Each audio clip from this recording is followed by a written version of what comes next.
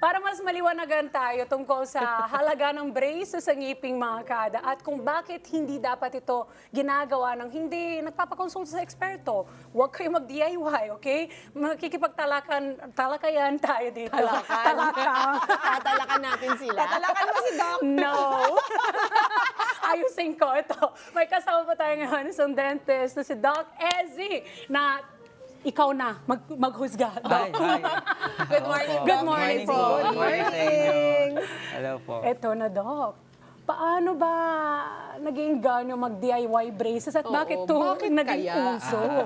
Siguro, ma'am, kasi na-attract sila dun sa murang presyo na sino-shortcut nila instead na pumunta sa professionals, isa-search lang nila sa Facebook, may makikita na sila Sa nag-o-offer na affordability gano'n. kaya DIY. Pero let's go back.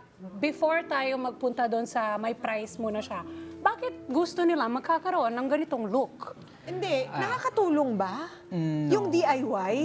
Meron bang nagagawa ito sa itsura ng Feeling ngipin ko nila? aesthetics yung iba, di Yeah, ba? apparently, naging fashion Yun. sa TikTok. Status symbol. Oo, yung mga gano'n. So hindi siya nakakatulong. Hindi at all. It's not even for helping So their it's not the teeth. price. It must be why do they do it? The So, passion. Mama P, So basically, what's going on right now with the Gen Z, just like before when you want to wear glasses, kahit wala ka namang Walang prescription, grado. walang grado. Ngayon, gusto nila maglagay ng mga, explain mo, Doc, what's going on? Yeah, yung kadalasan sa mga TikTokers, sa mga content creators, minsan yung mga kabataan kasi doon, nainganyo silang maglagay ng braces kasi apparently nga naging uso. Unlike before, di ba, parang inaasar ka kapag may Yes, braces. oo. Ngayon, parang pagka may braces ka, cool ka, braces, di ba? Ang tawag nila. Gusto nila naka-brace sila. Ganyan. Oo, actually, Okay. kung mapansin natin, para lang magsimula itong ano natin, Mama P, it's very aesthetic. Lou, it's very aesthetic. Kasi isipin nyo pati pimple, diba? Nilalagay na nila pang halata. So ngayon, ang pag-ayos ng ngipin, gusto din nila pahalata. Kahit hindi naman nila kailangan. Diba? Yung iba. So Doc, anong ginagawa nila? Anong problema sa ngipin mo bago ka mag-DIY braces? Or may mga tao din na ginagawa without a problem sa ngipin? Yeah. Minsan kasi may, yun nga, katulad nung nasabi ko kanina, minsan ginagaya na lang nila yung mga nakikita nila sa online na naka-braces without knowing na masama ito.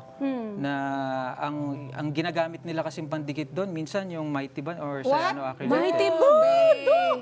Paano Paano nila yun? tatanggalin yan pagkatapos? Oo. Exactly. So, yun. At saka safe ba yun?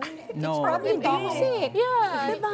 Because you wouldn't put that in your mouth ever, diba? And then now it's nakadikit pa nga. Oo. So what happens, Doc?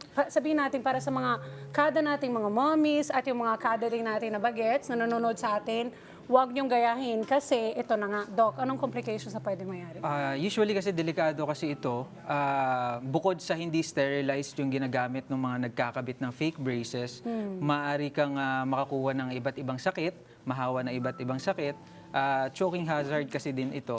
Since hindi trained professional or licensed dentist yung mga nagkakabit nito, maaaring mabulunan yung nagpapakabit.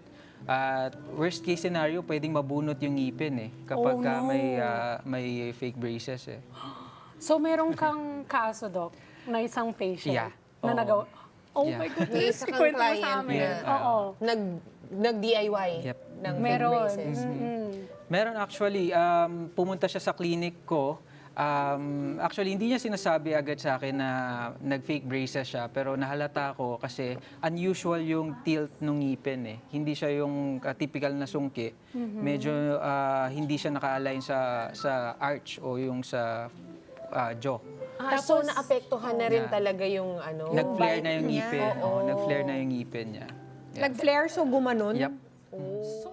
Let's get together. Sunday 25.